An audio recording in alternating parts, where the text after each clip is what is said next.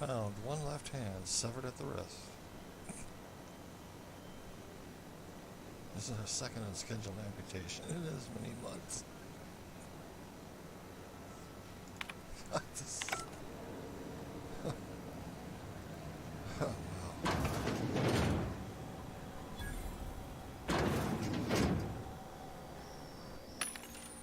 Vending machines.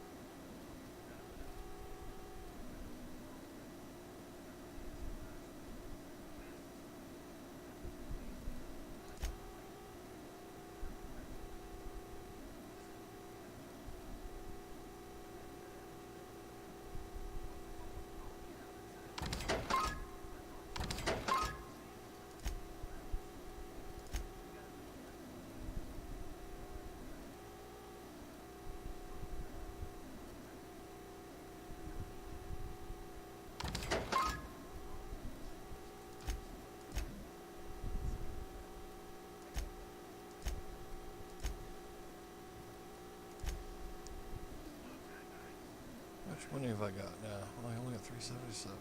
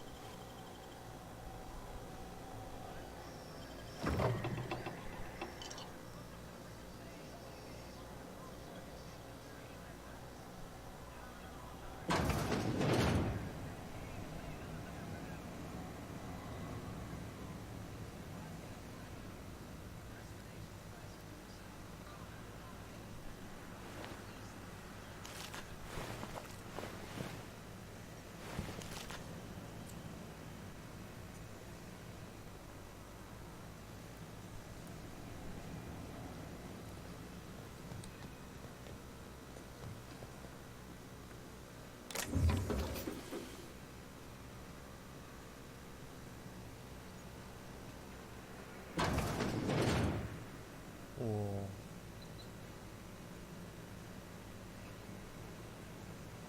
oh, let's look around.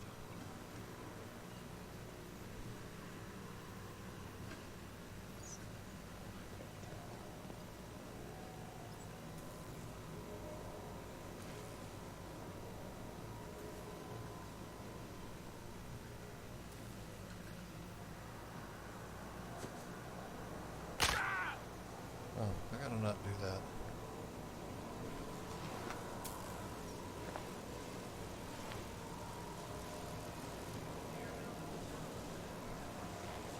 Oh. Oh, what if I just took it now? What would happen?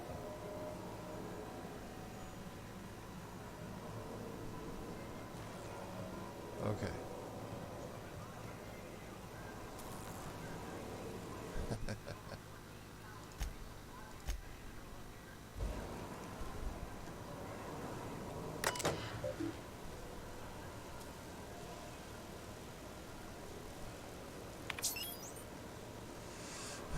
Powered by space choice, spacious choices. Proud to bring the colonist.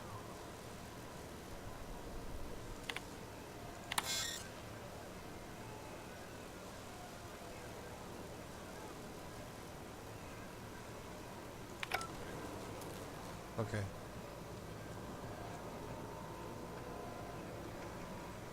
I'm gonna go talk to the guy first.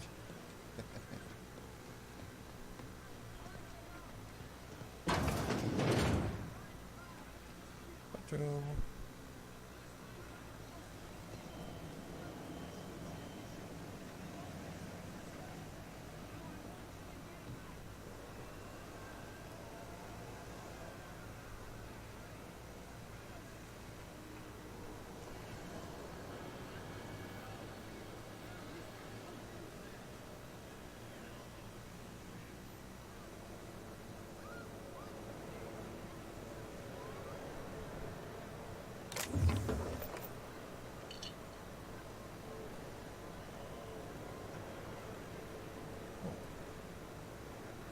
There's nothing being made.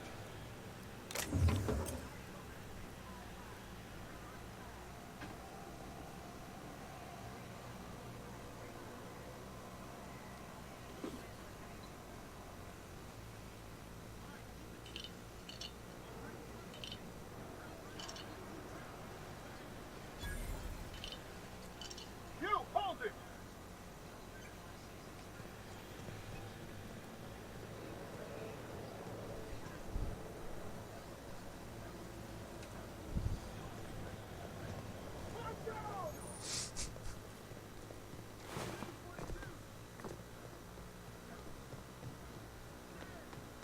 Uh-oh, I think I boxed myself into a corner.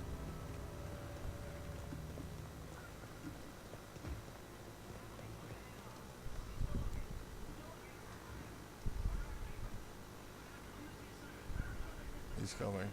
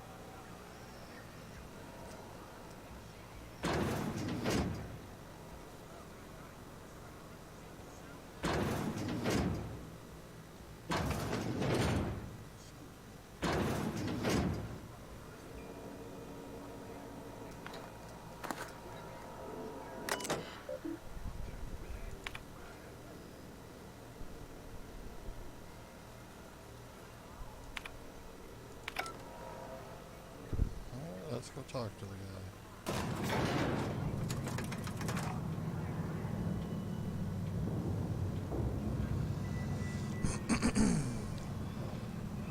Please hold him. Are you when you're addressing the grease monkey, Argo? I'm sorry, Mr. Thompson, sir. You asked why it's taking so long to fix. The answer's technical. Don't apologize. Just try using small words for me. The can's bust open in the oven because she's set to cook saltuna, which isn't what we've got. Mr. Thompson? I think there's someone here to see you. Focus, Miss Holcomb. You and I are still talking. Let's start over. Walk me through the process. Show me where it's going awry. Well, sure. It's, mostly on account of what we're feeding into the mechanism. It puts food in cans. We have food, we have cans. Why won't it work like we need? She's expecting Saltuna of a certain size. We're filling the cans with, well, not fish. Seems we've got a guest. Really now, Parvati, I do wish you'd spoken up. I do apologize. I was given no forewarning of your arrival, or I might have welcomed you at the gates myself.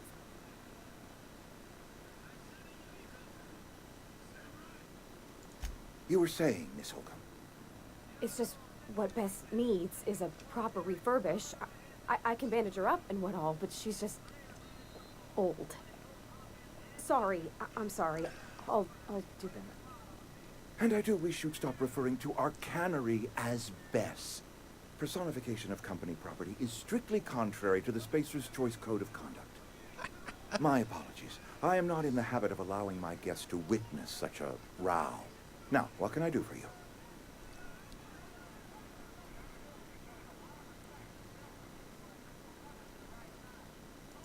I'm Reed Thompson, Outpost Administrator. I cannot help but notice you are not in uniform.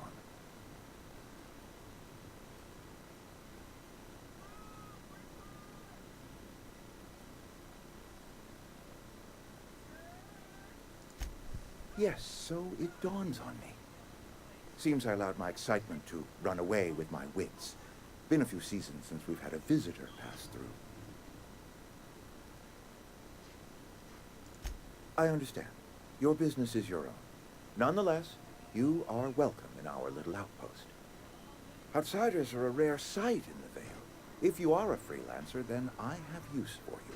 There is pay to be earned, or supplies to tide you over, as you prefer.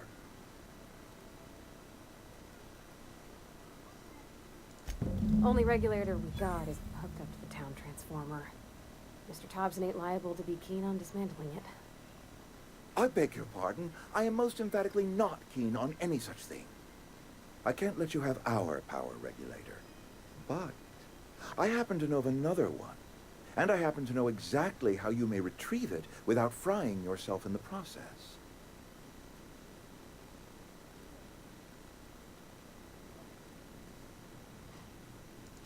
My proposition benefits the both of us. Please, hear me out. There's a power regulator in the old botanical lab. It's mostly abandoned, so all that power is being squandered. Mostly Go abandoned. down to the geothermal plant. Reroute power from the botanical district over to us. Once their power's shut down, you can have their regulator and be along on your way.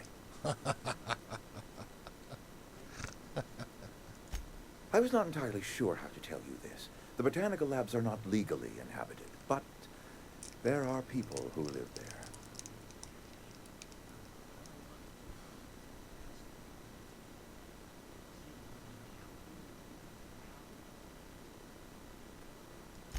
I am not trying to pull one over on you, friend. You were bound to run into them sooner or later. The people living in the botanical labs, they're deserters, former workers. I need them back at their posts. I need them to come home.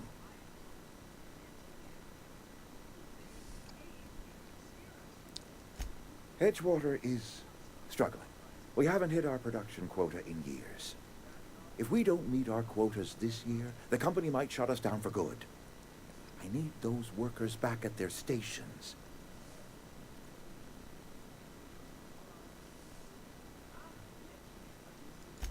My hope is that by cutting off their power, you will convince those deserters to come back to town. Before you go to the plant, I want you to stop by the botanical lab. Speak to their leader, Adelaide. Tell her the power's about to go, and that it's time her band of deserters came back to town. Adelaide's older than the other deserters. She's dignified, kindly. From what I understand, her camp looks to her for leadership.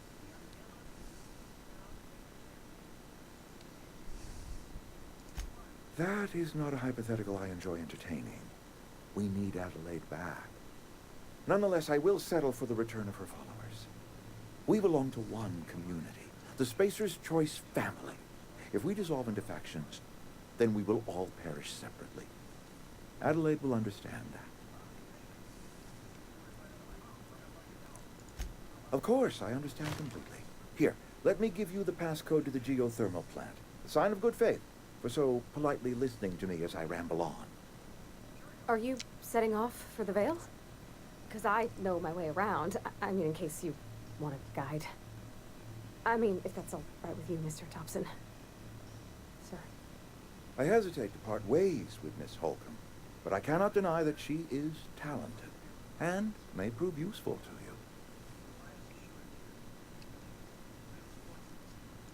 Great! I got my wrenches and diagnosticators and hairpins and engine tape, so I'm all set. Well, I am glad to hear that. Best of luck to you, and thank you again for your help. It is a lot to ask of a stranger, I know.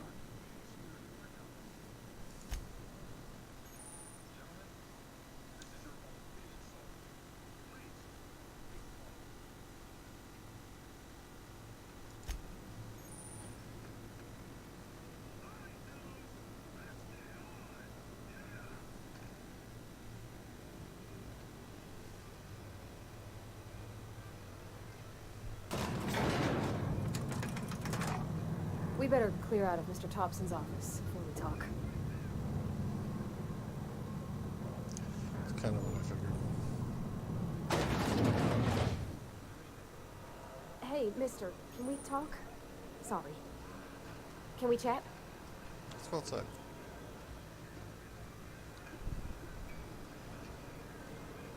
Sorry. You just want to get out of here. And you likely don't want to tag along like me. It's just, Mr. Thompson has his own view on matters, on account of it's his job and what all, but that's not the only side of the tale.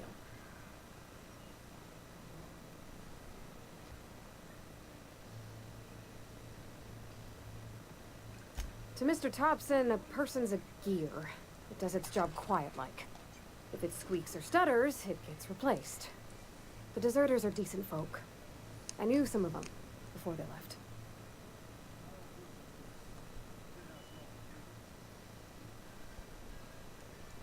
I don't know anybody well. I mostly listen to them talk, get my head down. There was a boy named Thomas who used to follow me around, asking questions about the stuff I fixed. He was real sweet to me. Not any sort of dissident. Miss McDevitt? Oh, gosh, no. She was a real important person. A flavorist. Made all the food taste decent. She used to work up in the big office with Mr. Thompson. All I know is she left after her son died. It was a real big to-do. I could hear them both yelling clear from my own place.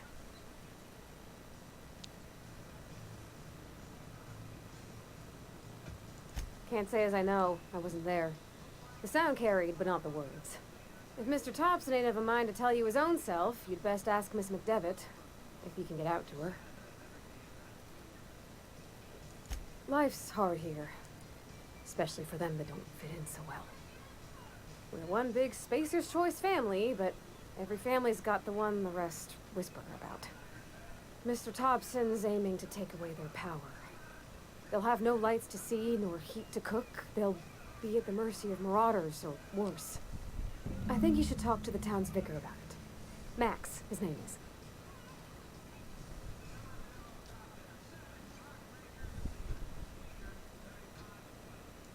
Thanks, mister. I just think when you gotta make a decision that'll hurt somebody, it's best to think on the right and wrong of it. That's what my dad used to say anyways.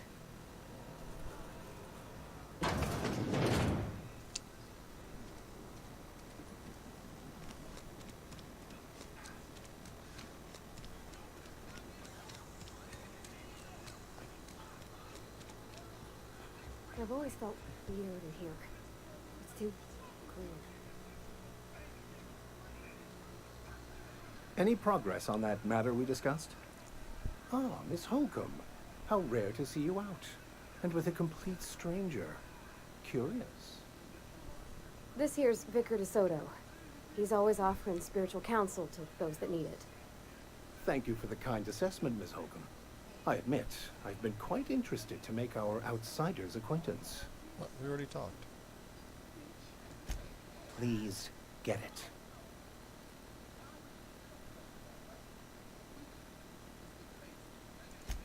What would you like to discuss?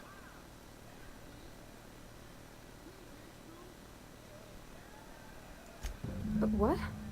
I thought you would talk to him. You wanted to speak to me, Ms. Holcomb? Every time I've tried to engage you in conversation, you look at the floor, answer in single words, and slink away. I can't imagine what would be so grave as to drive her to my mission. What has Mr. Thompson asked you to do?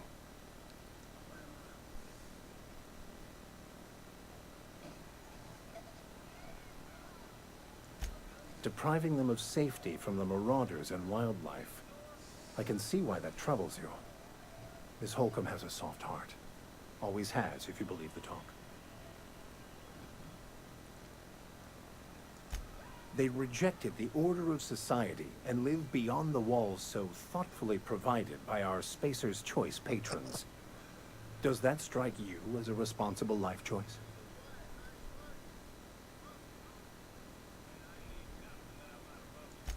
Astute. But I am here, not in the deserter camp. So that's not a variable I can account for.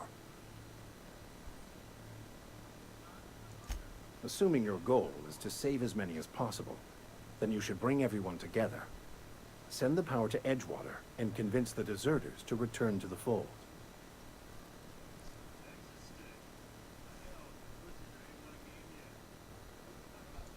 Not if things are left to stand as they are.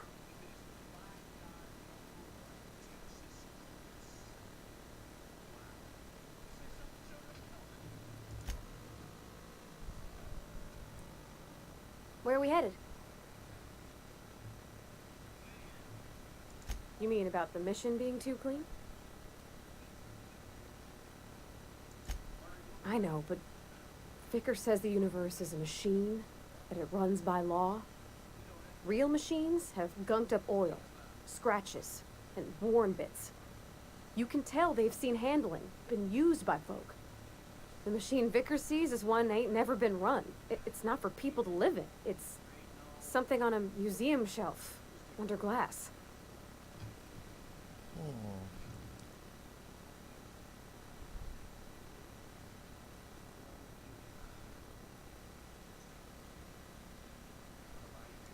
The Vicar's about the only soul in the Vale who spends his time thinking on what is and ain't right.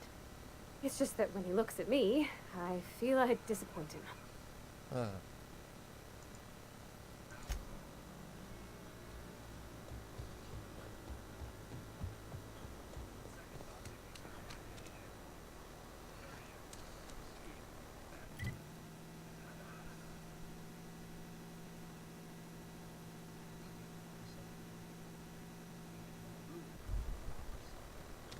Wonder if the plague's ever gonna stop.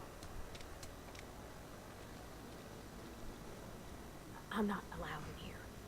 Not since the vending machine incident. Holcomb, got my eye on you, girl. Something you need? You mean why I'm not allowed in the store anymore? There was a kind of a thing, the vending machine, when I was 12.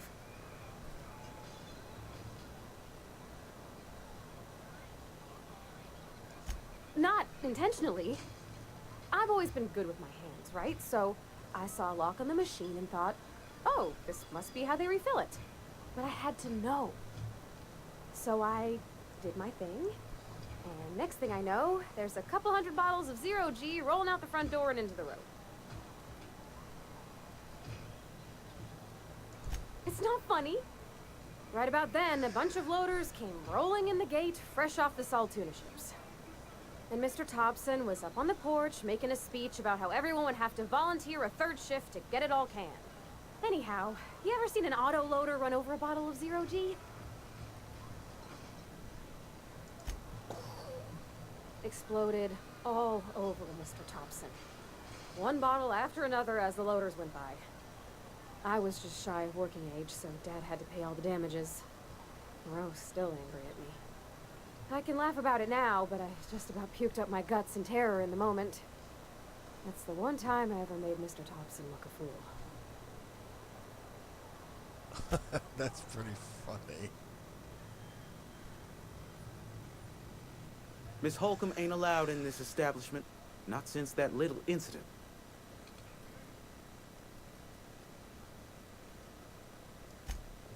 I realize that.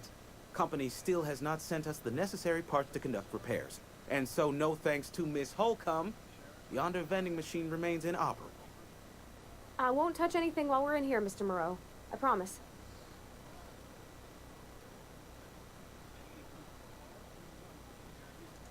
Go right ahead.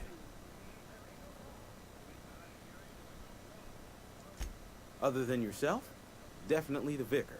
Don't get me wrong, he seems a decent man, cut from church cloth, knows his scriptures. But there's something about him that bothers me. Like he's not one of us. Sometimes I suspect he doesn't even want to be here.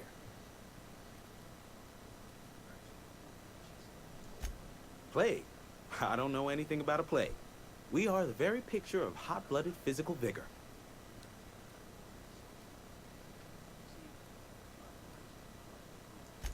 You have got the wrong idea about me. I've got nothing that needs hiding.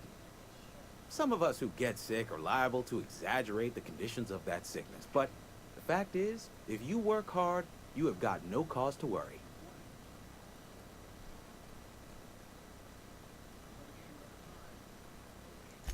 Spacer's Choice is built on love, and like any real love, it is cold and tough when needs must. Medical treatment is commensurate with our value to society. Spacer's Choice will dispense medicine for the indispensable worker. Natural selection at work. Then the hand of medical science will not grace you with its touch, and you must recover on the virtue of your own grit. Listen, you mind if we talk about something else? Rambling about company policy gets me feeling all lightheaded.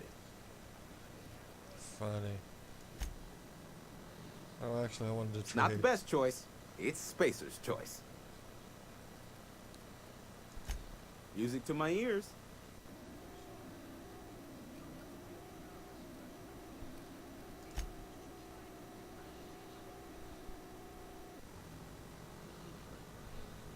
I hate you, vending machine. Can I fix it?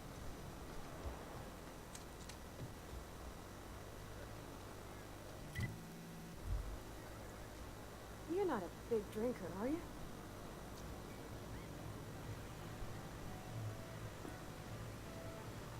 Oh, I almost forgot. I'm contractually obligated to recite company slogans to any visitors. We'll get you mostly drunk at half the price. Spacer's Choice. Ah. Go ahead.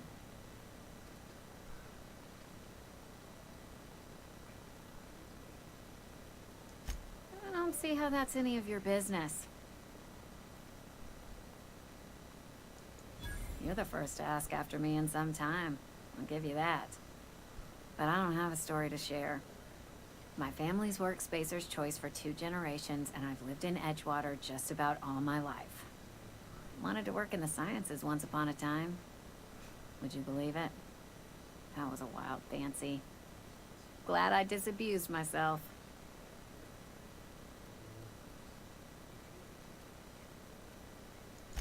What happened, you ask?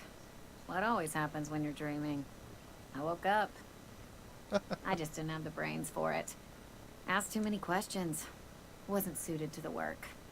So I did the right thing and worked the life I was always meant to live. Now that I'm behind a bar, I can ask all the questions I want. Important ones. Like, when are you gonna pay your tab? And would you like another round of cold, refreshing Zero G?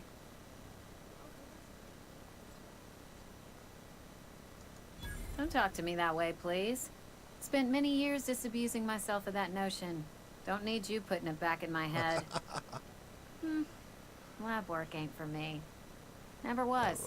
Never will Excuse be. me? Spacer's Choice put me where I belong, and for that I am grateful.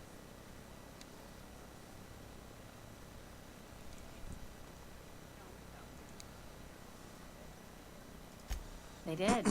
They gave me a life. Gave me a purpose. This is where I belong. What's wrong with that? It's good, honest work. Pots and pans don't scrub themselves. Glasses don't fill themselves either. Unless you're in Byzantium. I hear everything's automated there. Not that I'll ever find out. Not so fast. I told you about my life. Your turn to tell me about yours. So, what's your story?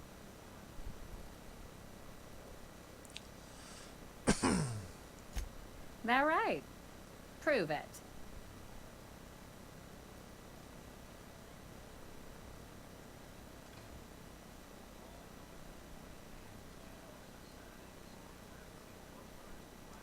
Ah, I know that serial drama. They were playing it just the other night. What was it called? The Last Spacer? You're right. I don't believe you. I'd advise you to keep that story unsaid. Don't want people thinking you're a loon.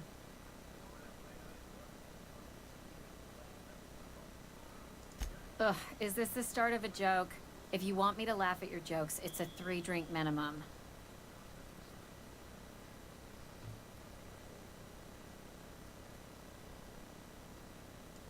Look, I don't know what you're blathering about. If you took a blow to your skull, you really should settle down with some zero-G. Anyhow, whatever happens outside the walls is not my business. Only deserters and marauders wander out there, and I cannot tell you which I revile more.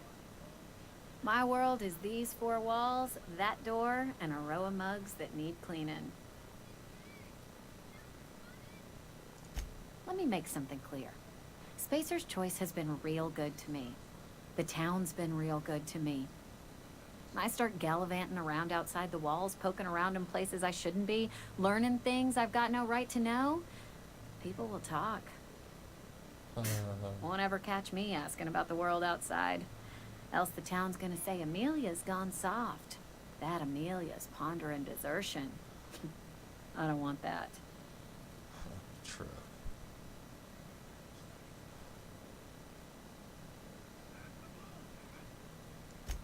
See that you do. I've said enough. People come here to drink their problems away. If they wanted to face their problems, they'd go see our vicar.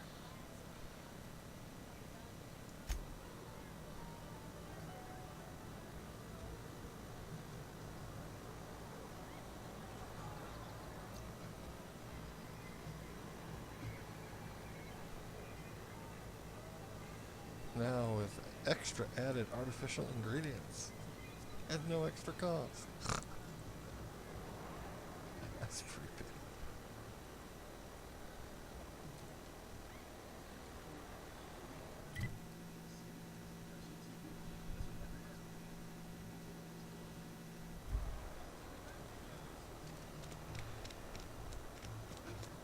Wish we had some better rations.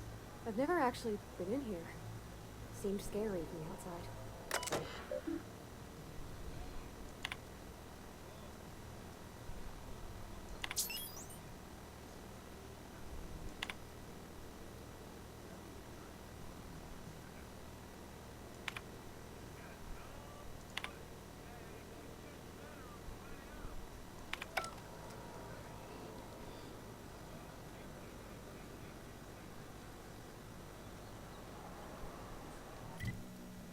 Oh, wrong building. I've been feeling pretty low these days. This is where the magic happens. Well, science. But it still happens.